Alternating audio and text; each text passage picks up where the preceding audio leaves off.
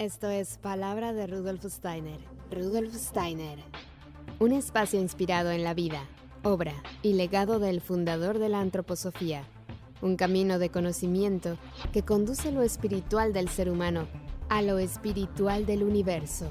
Palabra de Rudolf Steiner. Hola, ¿qué tal? ¿Cómo están? Muy buenos días, yo soy Caro Hernández. Estoy muy contenta de estar una vez más con ustedes aquí en Mantra 91.9 en Palabra de Rudolf Steiner. Hoy tenemos a un invitado muy especial. Él es Carlos Adrián Villegas, es artista plástico, antropósofo y pedagogo Waldorf. Tiene un currículum bastante extenso. Por mencionar algunas cosas, ha trabajado en organismos no gubernamentales en comunidades de escasos recursos como tallerista y operador. Ha colaborado en la formación de espacios lúdicos y artísticos para niños, también en la creación de instituciones educativas y jardines de infantes de manera autogestionada. Es coordinador pedagógico Waldorf en comunidades de Argentina, capacitador tallerista en la pedagogía Waldorf para adultos. En fin, tiene currículum inmenso, interminable, y por eso estamos muy contentos porque hoy nos va a compartir algo de toda esa sabiduría que ha acumulado a lo largo de estos años y a lo largo de todo su trabajo. Así que primero que nada, muchísimas gracias por aceptar esta invitación, Carlos. ¿Cómo estás? Muy bien, muchas gracias. Un honor estar con ustedes en este programa. Pues nosotros también te agradecemos muchísimo porque, bueno, tienes mucha experiencia y nos gustaría que toda la gente que está pues con dudas acerca de qué va a ocurrir con la pedagogía Waldorf en estos momentos, pues se le aclararan un poco o empezaran a surgir nuevas propuestas, ¿no? Sabemos que tu actividad es muy notable porque has tenido la oportunidad de conocer niños de gran parte de Latinoamérica y yo creo que eres una persona que enriquece mucho este tema. Así que estamos atravesando un problema que por ahora está difícil de solucionar, ¿no? ¿Cómo crees que va a resolver la pedagogía Waldorf, las escuelas Waldorf, esta situación de que los niños estén menos en contacto con la tecnología y más en contacto con la vida? Bueno, es un tema complejo, sobre todo cómo arranca la pregunta con el cómo, porque en los cómo radica la libertad, ¿no? Entonces para esa libertad, para ese cómo, no hay recetas y hay que crearlo, digamos, no es algo que uno puede decir, bueno, anoten 2 puntos, ¿cómo tienen que hacer? Y esto en la Waldorf no trabajamos así, siempre diversificamos la currícula en función a las necesidades y capacidades que los niños traen áuricamente y vemos de crear una currícula viva en la cual el niño pueda empezar a relacionarse en su entorno, en sus relaciones, no solo con los aprendizajes, sino también en la vivencia de los mismos, para no solo entender, sino comprender, ponerle el cuerpo a través del arte y del juego, que serían como las herramientas que la educación Waldorf tiene para educar hacia la autonomía y libertad, en esa capacidad de apropiación de los contenidos de manera vivencial. Y es algo que queda grabado en las neuronas del corazón, que ya hace poco la ciencia ha descubierto que existe, pero Steiner hace 100 años que hablaba de un pensar puro, si se quiere, salvando las distancias, desde una intuición, desde un sentir que supera la razón lógica que impera en estos espacios educativos tradicionales. En este contexto, digamos, se ha cortado con esa vieja normalidad en la cual veníamos y estamos en un convivio virtual en el cual hoy ese tipo de experiencias vivenciales áuricas, esa comprensión de los contenidos curriculares pasado por la vivencia, se han visto ahora en la crisis, y crisis significa oportunidad de cambio y de crear. No podemos volver a una nueva normalidad con los valores viejos. Creo que este momento, este paréntesis biográfico del planeta Tierra, amerita la posibilidad de que tengamos la posibilidad resiliente de hacer de este momento histórico en un proceso que nos puede llevar a sacar lo mejor de nosotras y de nosotros mismos. Por lo tanto, es importante tener una lectura sistémica de estos procesos, no solo particular, individual, sino también solo ver el árbol, sino el bosque, y en ese continente donde está el bosque, como para poder hacer un análisis que sea un poco más abarcativo, más inclusivo y no selectivo desde lo personal. Entonces los educadores han tenido que ahora verse en esta crisis de ir creando nuevas formas de poder transmitir los procesos curriculares a través de medios donde justo la educación Waldorf no es la herramienta per se para transmitir justamente lo curricular y también para poder vivenciar con los niños un convivio que era territorial y que ahora se ha hecho virtual. Entonces, muchas educadoras y educadores han tenido que salir a la cancha, salir a de alguna manera a crear nuevas formas, a encontrarse con estas tecnologías. Lo digo en Latinoamérica, tal vez en otras partes del mundo y también en Latinoamérica inclusive, hay educadores como yo o como otros que estas herramientas tecnológicas no son un fin, sino un medio. Ya hemos tenido acceso a estas formas de poder trabajar desde otro lugar. Pero hay educadores que en la comunidad han tenido esa normalidad tan gratamente acostumbrada, que es trabajar cuerpo a cuerpo, de poder trabajar los límites y poder trabajar los procesos desde un lugar más vivencial, más corporal, más anímico y espiritual. Y ahora se han encontrado con esto, ¿no? ¿Cómo hago? Y bueno, uno va aprendiendo de colegas, va aprendiendo de tutoriales, va conectándose con gente y va generando una comunidad, una colmena virtual en la cual hoy hay mucha información subida a las plataformas y que todo el mundo puede acceder a un montón de temas y para poder llevar más allá de los contenidos la posibilidad de poder llegar a los niños desde otro lugar, de volver a llegar a esa mirada, esa posibilidad que dan estas tecnologías que son más medias fríos, porque la comunicación más real es la que tiene el calorcito de corazón, digamos. Por lo tanto, bueno, la posibilidad se ha limitado. Cada escuela, por lo que yo tengo entendido de los colegas con la cual por ahí hablo e intercambio, están sobrellevando esto de manera muy particular. Cada escuela está resilientemente resolviendo las formas y las maneras, no hay una. Entonces se van imitando acopios. Así, mira, yo lo estoy haciendo así, esta comunidad Waldorf de Córdoba, de Argentina, lo está haciendo así, en Mendoza lo están haciendo así. Y hay como una red también, porque se han generado encuentros nacionales en la vieja normalidad, donde se encontraban en febrero en la Argentina encuentros nacionales de educadores a nivel inicial o de primaria o de secundaria, y se han hecho como redes virtuales en las cuales hoy esas redes colaboran para intercambiar estas formas. Hay mucho padrinaje también en las escuelas y eso también ayuda a una conexión entre las comunidades para ver cómo resilientemente lo pueden sobrellevar. La situación actual, en líneas generales, una lectura social, me parece que hay una cualidad que hay que tener como una cierta compasión por lo que está sucediendo, porque realmente nadie la está pasando bien. Ni siquiera no es una cuestión de clases, ni tampoco de razas, de nada de eso. Sabemos que la antroposofía, la idea madre detrás de la educación Waldorf, está anclada en verdades atemporales, verdades que son leyes universales y que rigen todo lo creado en la naturaleza y el cosmos.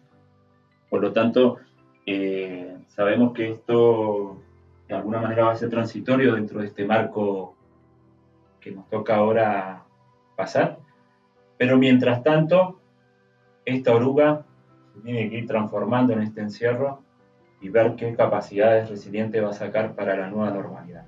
La nueva normalidad que no puede basarse en la vieja normalidad. Por lo tanto, siempre tenemos charla con los educadores Waldorf de poder ir viendo que el nuevo convivio que nos va a encontrar en los territorios para crear la nueva Waldorf, en el sentido de una Waldorf que se tiene que preparar para lo que viene, porque está dentro de un contexto social. Entonces, no estamos ajenos a la cultura actual, no solo por la quinta época en la que vivimos, sino también en el país y las realidades sociales que nos atraviesan, algunos más, otros menos, con este tema del COVID. Entonces, bueno, el nuevo convivio tiene que ser tenemos que crear una nueva forma que no ha sido ni ha tenido precedentes. Por lo tanto, esta nueva forma de crear una nueva realidad, una nueva escuela Waldorf, va a tener que ver siempre con estas leyes que la antroposofía nos da, pero además también a analizarla en cuestiones contextuales sociales. No podemos estar aislados como burbuja porque nos va a llegar tarde o temprano el tsunami de lo que la sociedad a nivel masivo está viviendo. Entonces tenemos que tener como una conciencia moral en lo social para poder abrazar también cómo se sale, y también para aquellas escuelas que están jugando en primera, digamos yo, que están aprobadas por el Estado, por lo menos en Argentina, muchas de ellas, y que van a venir normativas a través de los gobiernos de cómo se tienen que regir las nuevas escuelas públicas y privadas. Y ahí las Waldorf, que entran dentro de esa legalidad, van a tener que volver a negociar, en el mejor sentido de la palabra, algunos puntos que se van a venir muy fuertes, como el tema de vacunación, como el tema de que las tecnologías vayan entrando cada vez más desde el nivel inicial, como ya están apareciendo desde hace años y años, en donde se originó el COVID, que es en Wuhan, en China, en Italia del norte, en la parte de Nueva York, digamos, en las grandes capitales, tienen ya sus satélites funcionando con las plataformas 5G que facilitan las aplicaciones que van a tener acceso para, digamos, facilitar ciertas nuevas formas de sociedades que se están organizando en función de un capitalismo tecnológico, que le llamo yo, que es mucho más difícil de poder afrontar porque no se le ven los aristas, no se le ven los límites. El capitalismo viejo se le encontraba a nivel industrial toda una clara visión, que hay muchos que han hablado sobre ese tema, voy a hablar de eso, pero sí lo que se viene con toda esta nueva normalidad que nos propone un poshumanismo basado en soluciones tecnológicas, me parece como a tener en cuenta que la Waldorf, tanto los educadores como la comunidad, nos tenemos que preparar para ver cómo hacemos resilientemente un encuentro que sea posible, que sea nutricio, digamos, porque realmente no nos vamos de alguna manera, a doblegar a que entre las pantallas desde nivel inicial. Yo creo que hay un proyecto educativo en la educación Waldorf, hay un PEI, un proyecto educativo, que tiene una forma de dar las cosas y que están aprobadas por el Estado. Habría que ver cómo se viene esa nueva normalidad en cada jurisdicción y país y qué acuerdos se van a ir haciendo. Y tener a la comunidad también empapada en procesos que tienen que aunarse en una misma posible nota, porque hoy también las comunidades Waldorf se encuentran divididas en esta gran desinformación, de la gran información que está rondando ante personas que creen en estos procesos del virus y sus efectos, y gente que no. Y en este zoológico de posibilidades uno tiene que abrazar a la humanidad. Realmente nadie la está pasando bien, y en esto hay que tener mucha compasión, y una palabra más que es prudencia. Ser prudente con el yo ajeno, abrazarlo aunque opine opuesto y diferente a mí. Y en esto radica un poco el desafío en estos tiempos, ¿no? De volver a un tejido social, a sanear un tejido social que ha sido desgarrado por esto, y donde, si bien el individuo volvió a ser, resurgir separado de la masa como un ser que tiene protagonismo importante, pero que este protagonismo importante en este contexto de pandemia, este individuo es un agente que puede ser portador pasivo o portador del virus, por lo tanto es un agente que está visto individualmente como un ser que es una amenaza a las masas, al grupo. Entonces no está visto bien desde esta individualidad que la antroposofía, o este individuo que propone la antroposofía, de ser un agente de cambio, de ser un agente de libertad, un agente social que puede ser al grupo un proceso transformador, y a su vez del grupo a la masa aún más. Entonces hay que volver a recuperar un tejido social desde la individualidad más resiliente, más espiritual, más desde los talentos que cada uno trae y que cada una trae, y ver de qué manera podemos, más allá de las diferencias, poder vibrar en una misma posible nota o, si se quiere, sinfonía, porque acá vamos a tener que practicar de vuelta las relaciones que nos vuelvan a encontrar para estar de acuerdo en qué políticas vamos a lidiar con el Estado, porque estamos dentro de un contexto, insisto, no estamos aislados en una burbuja, y a su vez poder educar hacia la libertad, manteniendo la calidad educativa que sigue teniendo después de 100 años la educación Waldorf. Así que bueno, yo creo que los cómo no hay receta, cada uno va creando, y sí, es importante volver a generar una red, que ya está, pero darle una trascendencia a estas herramientas y empezar a compartir las formas, ¿no? Mira, yo lo estoy haciendo así, vos cómo lo estás haciendo, las familias conectándose con otras comunidades para ver cómo lo están sobrellevando. Empezar a conectarse, yo creo que lo que no nos mata nos fortaleza, y esto es no un dicho popular solamente, sino también una realidad. Creo que ahora tenemos que aprovechar la instancia que el individuo vuelve a tener protagonismo, pero darle la resiliencia de contagiar salud, de contagiar amor, de contagiar interés, de que esto solo no se sale, que esto no es meritocrático como nos vendió ciertos valores de la educación capitalista, y ahora sabemos que desde esta individualidad tenemos que empezar a generar redes diferentes, redes de intercambio, en la cual fraternamente vayamos a economizar las formas y los medios de llegar al fin que queremos, ¿no? Que son, en este caso, el aspecto cultural pedagógico, la salutogénesis de nuestros niños en los espacios educativos. Así que, para mí, no creo que la Waldorf trance fuertemente con el capitalismo tecnológico que se viene. Sí va a haber una gran puja, no solo con la vacunación, sino también con cómo se van a ir viendo las formas de lidiar con las políticas.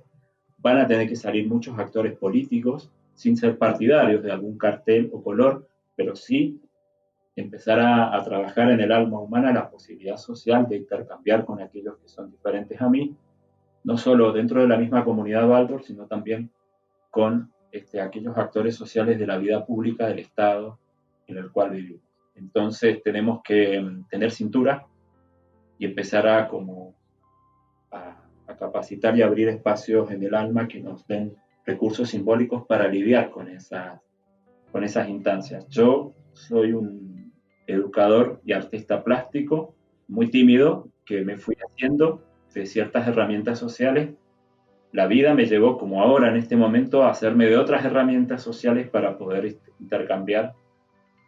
Así que bueno, yo creo que lo que veo a futuro es bastante esperanzador desde el punto de vista espiritual y desde el punto de vista de ver el vaso medio lleno y no tanto el vaso medio vacío. El vaso medio vacío ya lo vemos en el noticiero y todo el mundo lo ve, el bajón en el que estamos, pero estoy viendo la resiliencia, estoy viendo la posibilidad de socialmente vincularnos, compartir esos bocetos o rudimentarias formas de cómo lo estamos llevando, de compartir redes, y empezar a que cuando vuelva la nueva normalidad nos va a encontrar ya en un intercambio tan rico que realmente ya vamos a afianzar mucho más el individuo hacia la comunidad, desde un lugar no desde el contagio del virus, sino un contagio más amoroso. Así que a mí me parece que esto nos está de alguna manera fortaleciendo para quienes en esta oruga, en este proceso de encierro, nos está transformando para ser un bello ser que vamos a volar, digamos, desde esta posibilidad. Muy lindo decirlo así en palabras, pero debe ser difícil para quien lo escucha y lo está viviendo desde su biografía en la casa, en contexto de encierro, en contexto de situaciones que no son fáciles de sobrellevar, en lo laboral, en lo familiar, en las relaciones. Pero sí yo dar desde la antroposofía y desde la educación Waldorf que siempre tenemos esta mirada verdadera hacia cuestiones que son trascendentes y atemporales, cuestiones que van más allá de estas situaciones que hoy nos atraviesan, que son parte también de lo espiritual, pero que no están estigmatizadas ni cosificadas por lo que se está comunicando actualmente. Así que bueno, yo un poco eso te puedo decir con respecto a eso. Pues sin duda un desafío sin precedentes el que atraviesa la pedagogía Waldorf, del que seguramente saldrán enriquecidos y mejorados todos los centros que llevan a cabo este tipo de pedagogía. Y otro desafío que tenemos que atravesar todos juntos, además, es el tema de los límites, que es un tema que me parece que tiene muchas vertientes o muchas posibilidades, ¿no? Hay gente que cree que los límites no sirven para nada, hay gente que cree que todo tiene que ser un límite.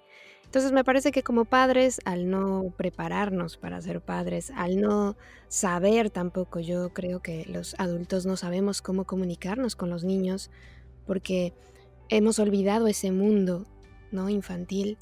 Entonces, estamos como en dos esquinas, o somos súper protectores de no quiero ni que te toque el viento, o somos al extremo de no, que sea independiente, que se vaya con todas las personas que le hablen, que se vaya con ellos, que duerma solo desde los 6 meses, ¿no? O sea, em, entiendo que como padres también somos como las herramientas que vamos a ayudar a estos niños para que crezcan y aprendan lo que tengan que aprender, pero algunas personas como yo sufrimos cuando somos padres y no sabemos si lo estamos haciendo bien, nos sentimos culpables cuando llamamos la atención o no. Entonces, el tema de los límites, la verdad es que es muy complejo porque no sabemos cómo comunicarnos con los niños. Yo personalmente recuerdo perfectamente bien que con 3 años de edad yo le tenía miedo a los adultos. O sea, yo los veía que hablaban fuerte,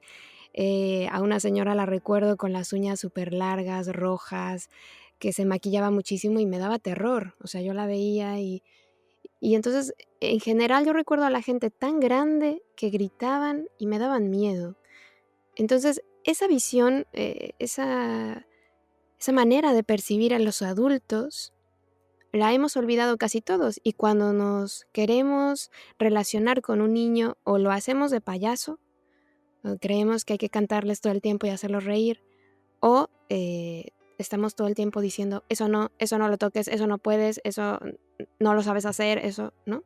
Entonces ahí el límite, ¿qué herramientas nos puedes dar para llevarlo mejor? Bueno, el tema de límites, voy a arrancar desde un lado tejiendo un poco lo que veníamos hablando, que justamente los límites que tenemos que desde afuera nos dicen que no podemos salir por X motivos, ¿no? Y estos límites tienen que ver mucho con la libertad, pero las formas y el sentido que tiene el límite se ha perdido espiritualmente, digamos. Hablar de libertad y límites pareciera ser cuestiones contradictorias, pero en realidad son cuestiones complementarias. El límite le hace de estructura a la libertad para que pueda erguirse, en este caso, en el reino humano. Podemos dar un ejemplo, citar, por ejemplo, a nivel social, teniendo en cuenta esto del encierro, ¿no? Como límite, que muchos deben estar viviendo esto de manera angustiosa. Víctor Frank, creador de la logoterapia, fue preso en un campo de concentración, como algunos saben, y él generó una terapia basada en el existencialismo, en un contexto donde era bastante oprimente. Con los límites más cercanos era la muerte misma y la opresión y el miedo que generaba el entorno, de estar encerrados, de ser castigados, amenazados. Y veía que sus compañeros de celda morían más por depresión que por una cuestión de fusilamiento o cámara de gas. Y esto le permitió a él encontrar que afuera no estaban esos valores que buscaba como apoyo, sino que encontró esos apoyos y esos límites adentro de su alma. Es ahí donde él encuentra la manera de erguirse a través de valores éticos y morales que le fueron dando una mirada de ver la vida desde otro lugar. Entonces, ahí empezó a ampliar su luz y eso llegó a contagiar a sus compañeros y hasta ciertos soldados que se admiraban de verles bien, a pesar de. Entonces, bueno, por suerte la biografía de él permite que él no sea fallecido en ese campo de concentración y pueda desarrollar esto después fehacientemente en un marco de trabajo científico. Lo que sí traigo este ejemplo porque la libertad como en otras biografías, como en Mandela en África, por más que esté 30 años encerrado, no le dio la posibilidad de estar libre por dentro. Entonces, cuando hablamos de educación Waldorf, de acompañar en la crianza a través de la educación Waldorf tiene como visión, una de las visiones pilares, es educar hacia la autonomía y hacia la libertad. Y para educar hacia la autonomía y hacia la libertad, qué mejor que los límites, y estos límites nos van a dar como estructuras, como un esqueleto para que los órganos se puedan autogestionar, no solo en nuestro cuerpo, como la parte más estructural y límite lo tenemos a través de nuestro esqueleto y nuestra piel, sino también a través de nuestros sentidos, que hacen de ventana con el mundo exterior. Y estos límites, de alguna manera, son educados según el estadio madurativo de cada niño, ¿no? Es lo mismo los niños y niñas del primer septenio, cuyos límites van a ser diferentes a los que van a necesitar un niño y una niña de entre 7 y 14 años, o de 14 a 21 años. Ni hablar de los autolímites que uno tiene que madurar en el alma de 21 a 42. Y así sucesivamente. Digamos que en estos procesos los límites van creciendo junto con la antropología humana. No podemos generar límites a jóvenes como si fueran niños, ni tampoco a niños como si fueran adultos o adultas, ¿no?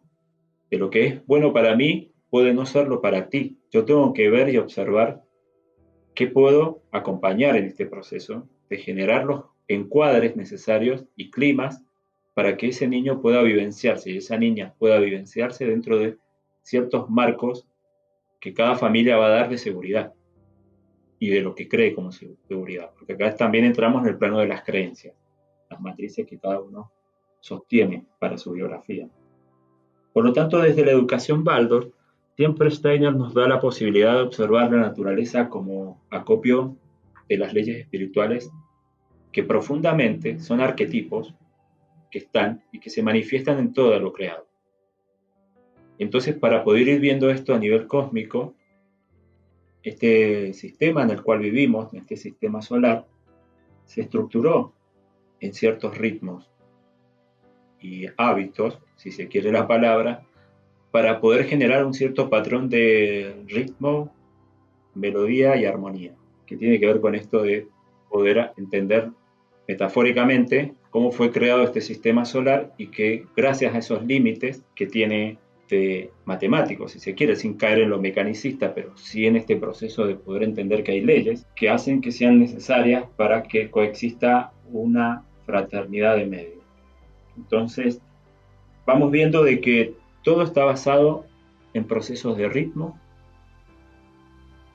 que van dando forma, y esas formas van dando una metamorfosis donde va madurando un aspecto.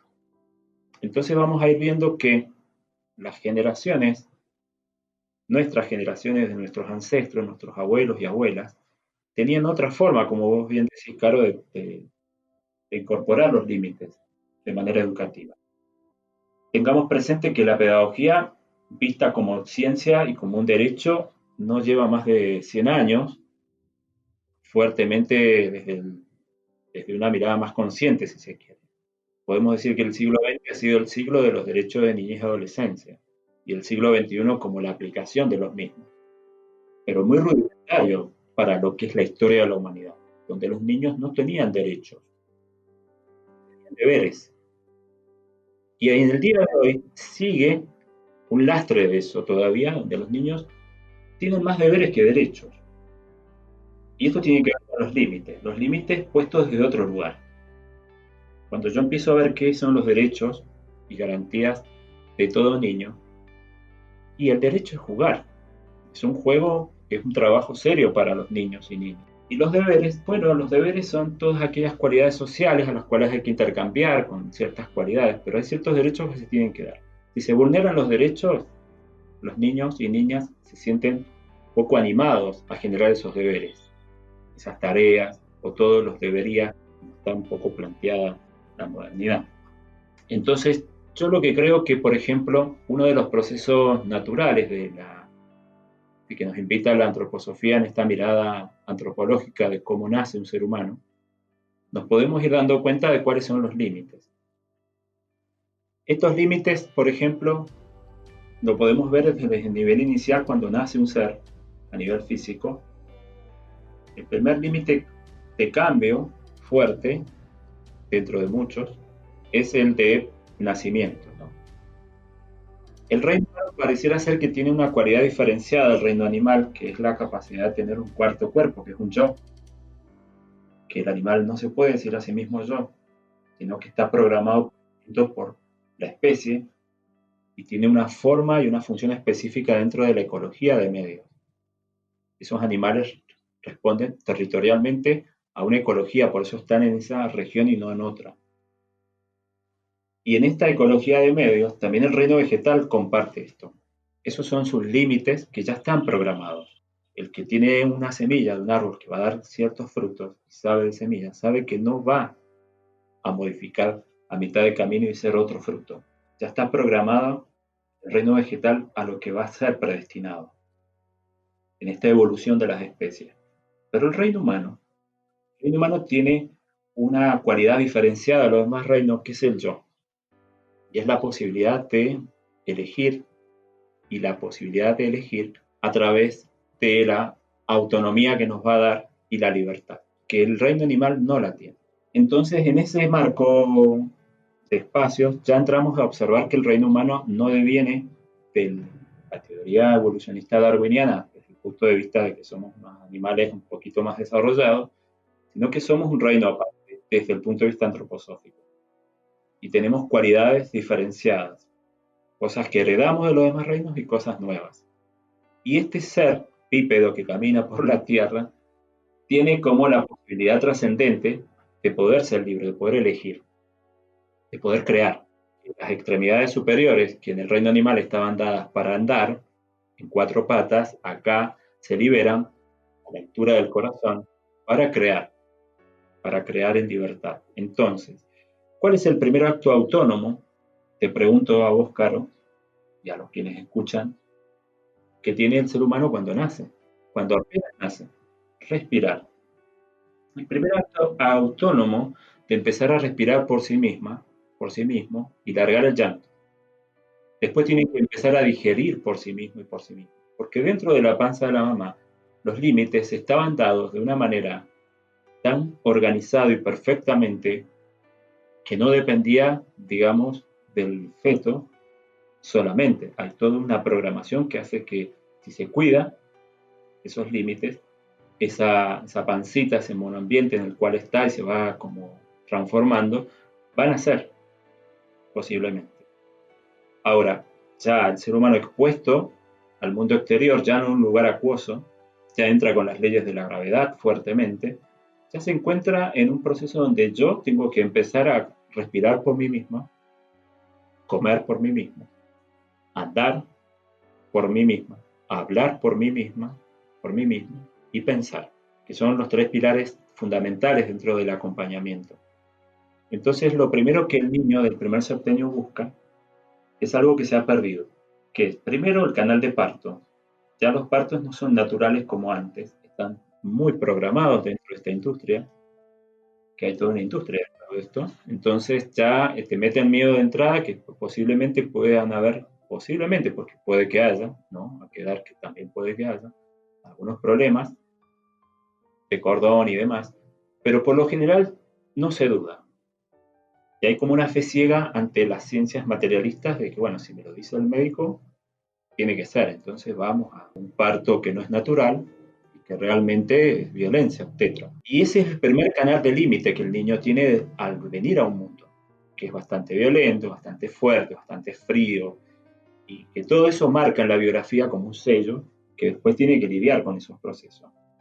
Benditos aquellos que han tenido un parto natural y que han podido nacer teniendo el límite vaginal de poder recibir no solo los nutrientes, y también poder tener la posibilidad de ser acogido por su madre en su pecho en ese momento. Por lo tanto, en el primer septenio, el primer órgano sensorio que busca ese límite es la piel, el tacto. Los primeros 7 años el niño quiere encontrarse en contacto con aquella envoltura que tuvo dentro de la panza de la mamá. Y eso es lo que ellos, cuando nacen a un mundo que no tiene esa gravedad, ni tampoco tiene ese, como que buscan eso de manera vital. que es otro de los sentidos a desarrollar en ese primer septenio. El sentido del tacto y el sentido vital. Y estos límites los busca el niño primero a través de su órgano sensorio, que es el tacto, su piel, en un adentro y un afuera, que le permite reconocerse como sujeto, como individuo. ¿Quién soy yo? Entonces todo se lo lleva a la boca, todo lo va experimentando, todo lo va gateando, todo lo va explorando. Y le pone el cuerpo al niño, es lúdico. El primer septenio el niño le pone el cuerpo. Entonces los límites no están dados desde el punto de vista discursivo hacia la cabeza, de muchos deberías, sino darle al derecho a que el niño se pueda expresar libremente, con ciertos recaudos que cada familia intuye que tiene que tener. Primero, el límite va a estar relacionado mucho con el afecto, en esto de crecer en libertad. Para que yo pueda erguirme, necesito de una mesa, de una silla o de las piernas de mi papá y mi mamá para poder levantarme y empezar a caminar, por imitación. Pero esa conquista de movimientos, en ese andar, va generando un sentimiento y un habla. Va conquistando estas vocales que se van produciendo emocionalmente y luego un pensamiento, una representación, yo diría rupestre. Y luego se va como de alguna manera conquistando esas pequeñas libertades históricas que en la humanidad llevaron millones de años. En un niño lo vemos en los primeros 3 años. Pero necesita de un soporte, algo que le dé límite para poder erguirse. A nivel físico, el niño va a necesitar de una envoltura familiar, de un padre y una madre que puedan dar caricias, que puedan dar abrazos, que puedan dar colecho, que puedan dar acunación. Hoy en día todo eso se ha dejado de ser porque hay ciertos valores, pero hemos pasado, como bien dijiste, de límites muy estrictos de generaciones de antaño, de nuestros abuelos, donde no te permitían ni siquiera poner el codo arriba de la mesa y no se permitía sentarse hasta que no apareciera el patriarca, bien del patriarcado, ¿no? Esto que de alguna manera se generaba un límite bastante violento y que sigue todavía esas formas en algunos lugares. Después llegó la década del 60 y la del 70 con el movimiento contracultural que empezó a romper con esas estructuras límites para que las nuevas generaciones se pudieran encontrar en estos sentimientos y valores desde una libertad. Pero entraron otras sustancias que empezaron a embarrar la cancha y eso se transversó. Entonces empezaron a ver una libertad, un libertinaje, yo diría, un libertinaje en la cual era esta educación free de decir, bueno, yo no le voy a poner los límites que me impusieron a mí porque no quiero repetir constelarmente lo que me hicieron mis antepasados, que yo bastante lo sufrí y que vi que mi madre sufrió o que mi padre sufrió. Entonces, yo con mi hijo le voy a generar encuadres bastante flexibles, demasiado flexibles en algunos casos, y van probando, son generaciones. La generación X nació desde esa forma, desde esa, digamos, donde las nuevas generaciones empezaron a explorar nuevas formas de límites, no límites, pero que fueron, junto con las tecnologías, generándose en vez de una salud, una enfermedad. Una enfermedad que hoy está vista como en grandes rasgos, hiperactividad, déficit de atención, que si bien pueden ser orgánicas, también hay influencias tecnológicas y sociales. Y ahora, de alguna manera, las nuevas generaciones, digamos, ya estamos hablando de las generaciones más cercanas del siglo de los 90 en adelante, que ya empiezan a querer conocer formas de pedagogías. Las pedagogías críticas vienen desde hace 100 años, desde que Steiner empezó a hablar de esto. Y no solo Steiner, sino Pestalozzi en Inglaterra, Cossettini en las Argentinas acá al comienzo también del siglo XX en Rosario. Bueno, muchos grandes pensadores comenzaron a hablar sobre cuáles serían los límites más saludables. Piaget también habla de ello. Sin embargo, la generación que yo entiendo, que pueden haber otras lecturas, pero la que yo entiendo es que la generación de los 90 en adelante fue la que más familias jóvenes se empezaron a interesar tampoco era el extremo de los platillos de la balanza, ni la estructura de límites muy duros, ni el otro muy libre, libertinaje, sino que empezaron a buscar un punto medio. Y ahí empezaron a pulular, por lo menos en Latinoamérica, la sed de querer buscar cómo acompañar a los niños desde otro lugar. Que eso antes no ocurría. Por lo menos en la generación de mi vieja, uno creía en lo que la escuela pública daba, en lo que decían los mandatos sociales, y ya está. Ahora ya hay una mirada crítica, consciente, si se quiere, del alma consciente, de querer buscar. Y esto se lo tenemos que deber a las nuevas generaciones que bajan del mundo espiritual. Estos nuevos niños que nacen ya sensibilizando a las nuevas familias a que busquen otras formas. Entonces, ahí empezaron a encontrarse con estas pedagogías. Bueno, la Waldorf empezó a ser parte protagónica en la salutegénesis de cómo acompañar. Y en esto del primer septenio el límite es a través de, nosotros llamamos que durante el día la madre y el padre puedan tener una hora cuerpo a cuerpo de estar con ellos, ¿no? Como organizar en ritmos la biografía familiar. Es decir, bueno, acá nos tenemos que organizar en hábitos, en ritmos, que les permitan a nuestros niños del primer septenio tener límites claros de cuándo es el día y cuándo es la noche para dormir, cuándo es el momento de comer, cuándo no. Si estos hábitos y ritmos están claros, les van a ayudar a ellos a poder tener cierta confianza y seguridad en la existencia. Porque hay adultos y adultas que sostienen esos ritmos.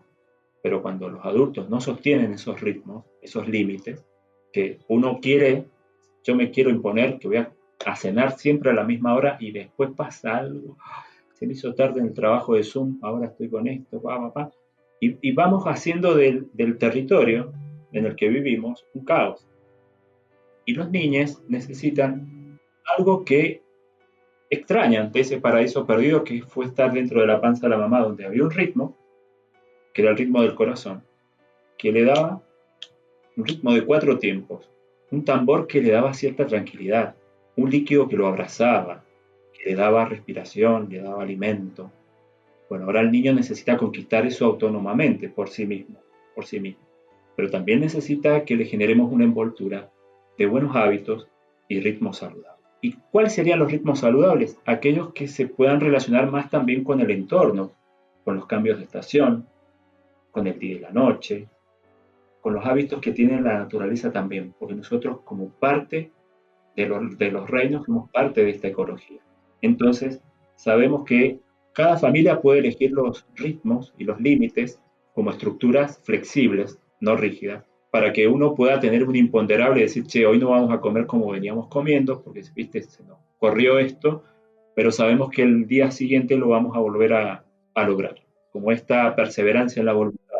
A los niños les llega de los adultos la imitación de no lo técnico perfecto, sino la intención, la búsqueda de encontrar hábitos y ritmos saludables. Esos son los mejores límites que ellos pueden tener para ellos encontrarse dentro de un mismo espacio.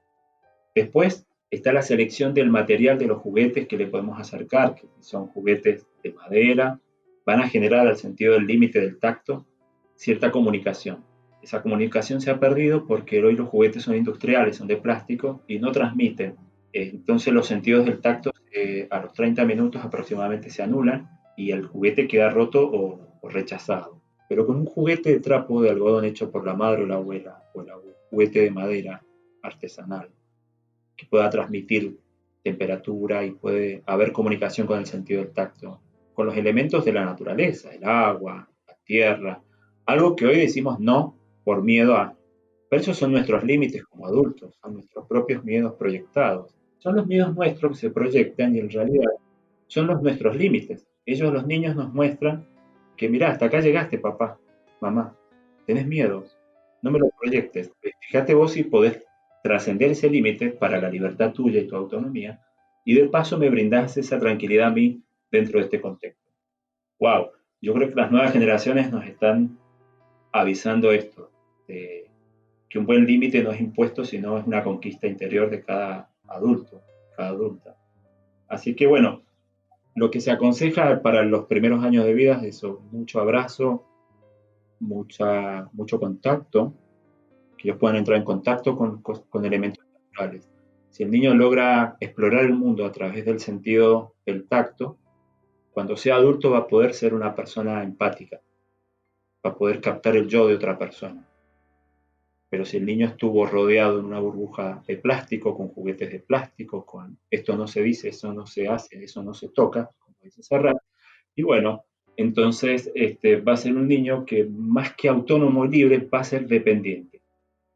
¿Y dependiente de qué? Y de alguna autoridad que le diga lo que tenga que hacer. Y ahí vienen las educadoras, o mamás o papás, como decías vos, Carlos, que necesitan animar, en vez de ser educadoras, son animadoras sociales. Entonces se indica que la animadora social es para otro contexto, ¿no? Para, o sea, el niño ahora necesita que el humano sea una cosa que lo entretenga porque tiene que superar lo que la pantalla le da como entretenimiento. Entonces, si el adulto no genera bombos y platillos para que él pueda estar atento o atenta, estamos hablando de un problema del sistema nervioso en la dispersión y una inseguridad interna muy grande.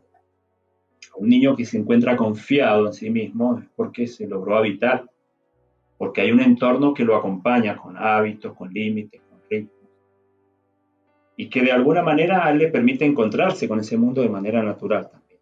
Entonces, para mí, como sugerencia, sería esto, ¿no?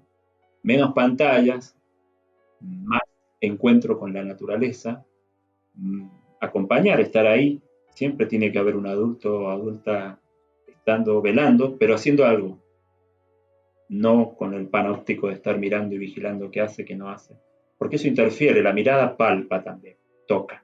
Entonces el niño está jugando y se siente observado y ya se cortó el juego espontáneo. Entonces uno debería estar tejiendo, no sé, haciendo la comida o algo que el niño y la niña después sí se pueda sentir a gusto de querer imitar y querer acompañarte, ayudar, y de repente sale y sale a jugar solo o con alguien. Como generar que el niño ahora es el movimiento y yo tengo que ser el punto. Y acá hablamos de respiración, que es lo que de alguna manera genera la antesala de nacer y de morir. Inspiro para nacer y exhalo para irme de la tierra. En este proceso de sístole y diástole, el corazón hace un proceso de transformación junto con la respiración. Por lo tanto, es importante que los buenos ritmos sean respirados, o sea, un momento donde yo inspiro y estoy contigo 40 minutos y luego exhalo. Salís a jugar y yo voy a hacer mis tareas. Trabajo en Zoom, lo que sea. Vuelvo contigo otros 40 minutos en la tarde, cuerpo a cuerpo. Estoy para ti, no estoy ni con el celular en la mano, estoy contigo. Y eso no significa estar jugando con él. Si él te invita, genial. Si no, estar haciendo algo al lado de él. Algo manual. Algo que invite al silencio y a un trabajo con otras energías. Porque nuestros trabajos quietos son trabajos en este momento por las redes muy que alteran el sistema neurosensorial. Y esto genera otro campo etérico de energías, que polulan fuerzas diferentes. Entonces, generar algo manual en ese cuerpo a cuerpo que estoy para ti, o en este cuerpo a cuerpo que me invitas para estar atento, es como muy saludable. Después en la noche ese cuerpo a cuerpo es con un cuento. Te cuento una historia, te cuento un cuento corto. Y este cuento corto te va a ayudar a generar límites entre un día, una jornada que estuvo estructurada flexiblemente con una respiración. Momentos que estamos juntos, momentos que cada uno hace la suya, exhala, momentos que almorzamos, estamos de vuelta reunidos, reunidas, luego nos liberamos. Y esa es la tranquilidad que toda mamá y papá puede tener. Ahora, si el niño dice, no, te quiero acá conmigo las 24 horas, no quiero que te vayas, me parece que es el otro extremo y no estaría bueno. Y tampoco el otro extremo de los padres que dejan a los niños que anden por ahí como si fueran algo que anda, ¿no? No, tampoco. Porque ambos demandan enfermedades adultas después, que ya de niños se están notando. Entonces, el equilibrio siempre está en un tercer punto y lo marca la respiración. Y en estos momentos creo que es fundamental que nuestros hogares puedan ser respirables en un contexto donde la respiración está siendo amenazada por miedos, por ansiedades, por virus. Entonces me parece importante que el límite se recupere en ese biorritmo, digamos. Pues qué interesante lo que nos has contado, Carlos. La verdad es que yo creo que es una gran herramienta todo esto que hemos escuchado. para llevarlo a cabo ya y aplicarlo en nuestro entorno familiar, sobre todo si queremos que sea lo más saludable posible, porque lo que está afuera puede empezar a permear hacia nuestro núcleo primario, ¿no? Que es la familia.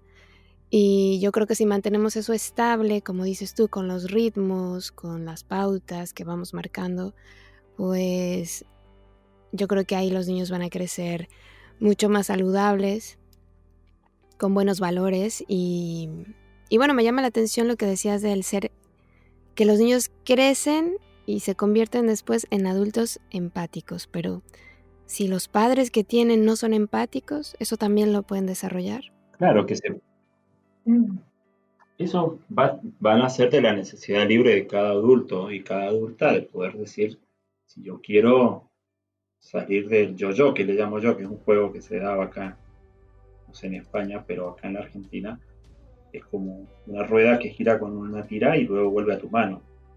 Este ego que se da autorreferencia parte por una necesidad. Si yo tengo la necesidad de querer ser empático, de ponerme en el lugar de otra persona, yo creo que es el mejor regalo que le podemos dar a nuestras niñas, de que rompemos con nuestros propios ritmos, límites, mejor dicho, egoístas, y salimos de ese muro que dice Pink Floyd, ¿no? Este gran muro que nos enmarca en algo que la educación está basada para cuestiones industriales. Es como desde el nivel inicial trata prematuramente que el niño ya sepa hacer un montón de cosas porque ya hay agendas para lo que es el capitalismo tecnológico, ya los niños tienen que manejar a los 2 años una tablet.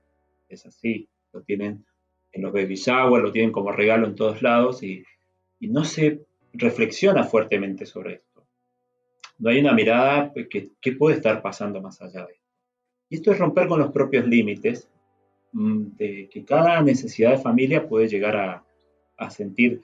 Yo creo que estos niños nos rompen no solo la paciencia en el buen sentido, porque nos rompen los muros, nos rompen la posibilidad, nos dan la libertad. Son pequeños sabios que nos dicen, che, no va esto como viene, ¿eh? O sea, cambiemos, a ver si podemos crear en vez de acopiar y reproducir lo que la sociedad masivamente, a través de ciertos valores que bajan de afuera, como si fueran los sustentos. Entonces, para mí me parece interesante poder empezar a autoobservarse, ver si uno tiene la necesidad de querer modificar, porque todo lo que se transforma en uno o en una misma repercute saludablemente. Es como este lema Steiner, todo aquello que por medio de mi trabajo se transforma en mí mismo, sana, nutre y libera al niño.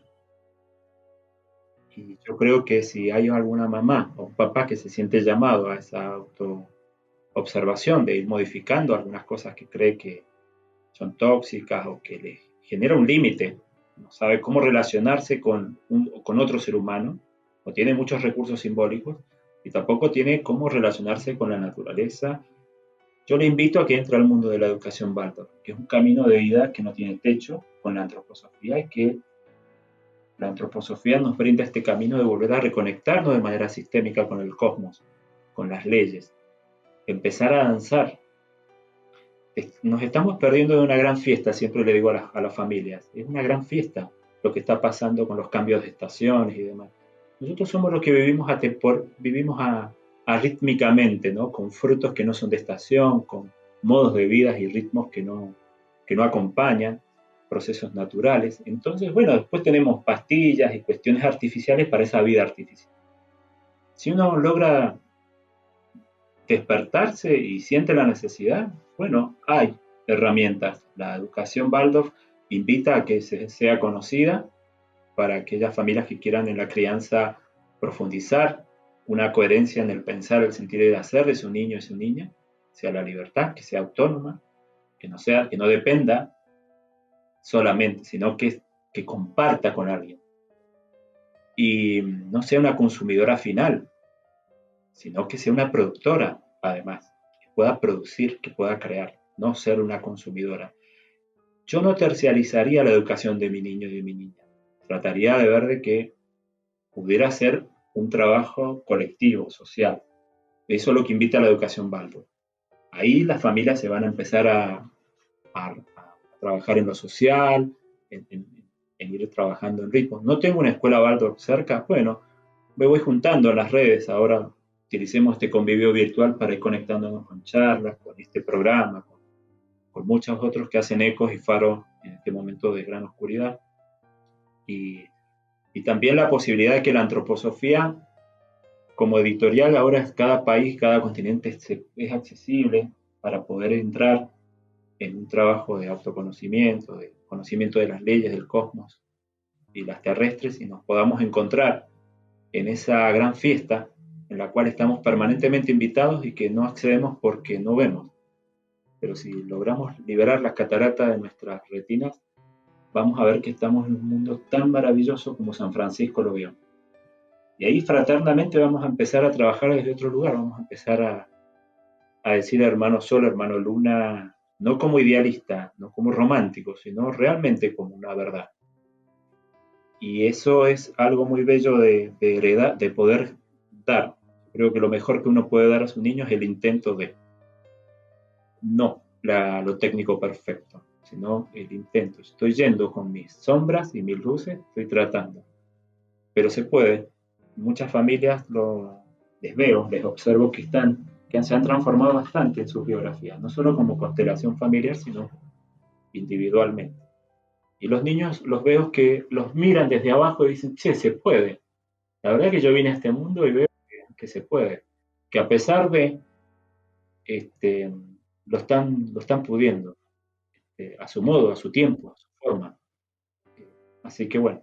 Pues muchísimas gracias, Carlos. Y bueno, lamentablemente tenemos poco tiempo para estas charlas, pero te agradecemos muchísimo todo lo que nos has compartido hoy. Y bueno, no sé si nos quieras compartir algo de tus proyectos o algo más que nos quieras decir. Yo creo que en este poshumanismo me gustaría transmitirle la posibilidad de poder abrirse a, a tener como en esto de poder no ser ingenuo a lo que viene. Siempre para esta quinta época, Steiner nos sugiere la posibilidad de ser proactivos, que es un término que no lo he dicho a él, pero sí anticipatorio, que tiene como un mismo sinónimo de poder anticiparnos al devenir, de poder generar, de imaginar mundos posibles, de poder empezar a ver que la nueva normalidad la puedo crear yo, no esperar que algún médico me la va a recetar o algún científico o presidente me lo va a dar, sino que yo quiero ser creador de mi destino, de mi biografía, junto con otras personas, y en eso yo creo que hay que estar teniendo lo que cada uno ya trae como información, pero bueno, activando mucho la compasión por todas las almas que en este momento están todos y todas pasando un mal momento, y tener como cierta prudencia a la hora de poder expresar que si lo que digo excluye, no estoy hablando desde el amor, sino estoy hablando desde la personalidad egoísta de lo que yo creo y un grupo sectario de personas creen, sino que realmente tengo que ser inclusivo, aunque duela y aunque sea diferente a mí. Por lo menos intentar esto, porque de esto no se sale solo. Lo que viene a reforzar más lo tecnológico en el individualismo y en la meritocracia de que Europa está ya desde la década del 60 bien adoctrinada, sobre todo en los suecos que llevan la punta faro de ser el país que genera esa libertad individual en esa meritocracia, que está en una película, un documental que Bauman como sociólogo habla ahí. Así que yo, esto, ¿no? Me parece que lo que viene como futuro es social, es comunitario, pero sin perder la individualidad, sin perder la elección libre de yo elegir y en esa elección ser amorosamente compasivo y prudente. Así que, nada, a crear la nueva normalidad desde adentro para afuera y ver cómo se tejen nuevamente las redes sociales no virtuales. Así que bueno, yo te agradezco, Caro, y a tu compañero por el espacio y a los oyentes por la escucha activa acá en este programa.